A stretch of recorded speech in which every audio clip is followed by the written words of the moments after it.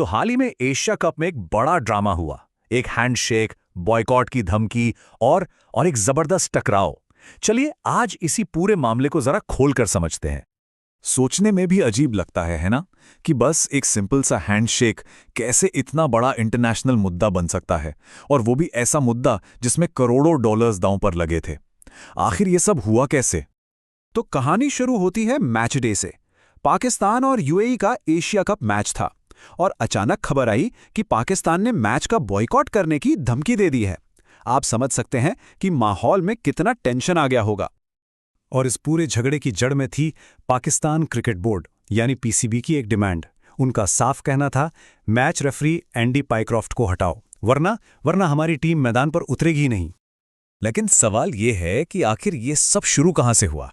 मतलब इतनी बड़ी बात की नौबत क्यों आई? इसके लिए ना हमें थोड़ा टाइम में पीछे जाना पड़ेगा। कहा जा रहा है कि इस पूरे ड्रामे की शुरुआत एक हैंडशेक से हुई, या कहूं एक ना किए गए हैंडशेक से, जो इंडियन क्रिकेट टीम के साथ मैच के बाद होना था। तो सोर्सेस का कहना है कि जब इंडियन टीम ने हाथ नहीं मिलाया तो पाकिस्तान को ये बात बहुत बुरी लगी।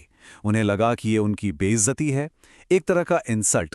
और उनका गुस्सा इस बात पर था कि मैच रेफरी ने इस सिचुएशन को सही से हैंडल नहीं किया। तो ये था पूरा बैकग्राउंड।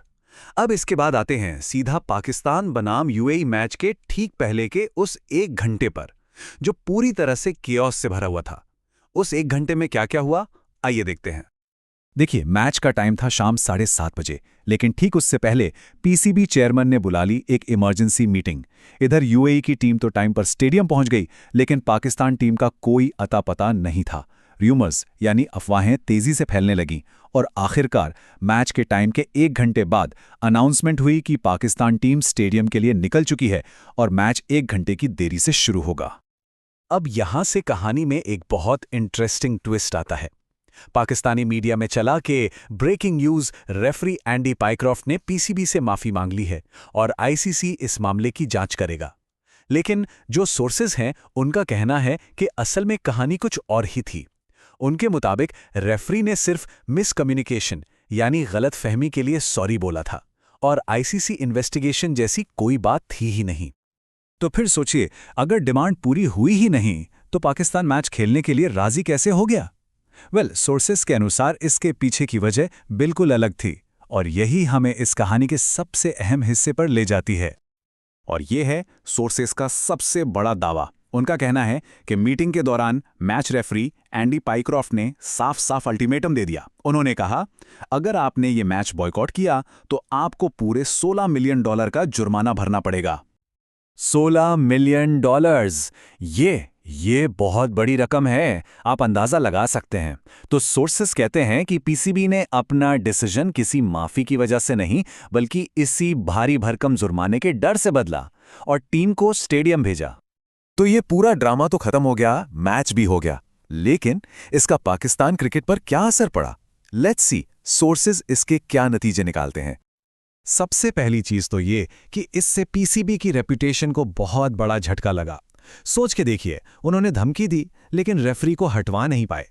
सोर्सेस इसकी तुलना करते हैं उन पुराने इंसिडेंट्स से जहां इंडिया के बीसीसीआई ने ऑफिशियल्स को हटवा दिया था, जैसे 2001 में माइक डेनिस को या 2008 के बाद स्टीव बकनर को। इस पूरे मामले ने पीसीबी को ग्लोबल स्टेज पर एक अनप्रोफेशनल बोर्ड की तरह दिखाया। और इसको टीम के रीसेंट परफॉर्मेंस के कॉन्टेक्स्ट में भी देखना जरूरी है। पिछले कुछ बड़े टूर्नामेंट्स में, चाहे वर्ल्ड टेस्ट चैंपियनशिप हो या फिर 2023 और 24 के world cups, team group stage में ही बाहर हो गई। चैंपियंस ट्रॉफी भी अपने घर में हार गए। तो सोर्सेस का तर्क यह है कि जब परफॉर्मेंस ऐसी हो तो बोर्ड की बार्गेनिंग पावर, मतलब मोल भाव करने की ताकत, वैसे भी कमजोर हो जाती है। और आखिर में आते हैं पैसे पर, फाइनेंशियल इम्पैक्ट। सोर्सेस का मानना है कि इस तरह के कंट्रोवर्सी से फ्यूचर स्पॉन्सर्स और इन्वेस्टर्स दूर भाग सकते हैं।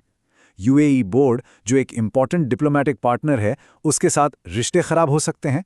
और सबसे बड़ी बात, अगर इंडिया जैसी बड़ी टीमों के साथ मैचेस कम हो गए तो रेवेन्यू का एक बहुत बड़ा जरिया बंद हो जाएगा। ये आर्थिक रूप से बहुत बड़ा नुकसान होगा। तो ये पूरी कहानी हमें एक बड़े सवाल के साथ छोड़ जाती है। जब स्पोर्ट में नेशनल प्राइड और ईगो खेल से बड़े हो जाते हैं तो आखिरकार इसकी कीमत चुकाता कौन है? प्लेयर्स, फैंस या फिर खुद गेम? ये सोचने वाली बात है ना।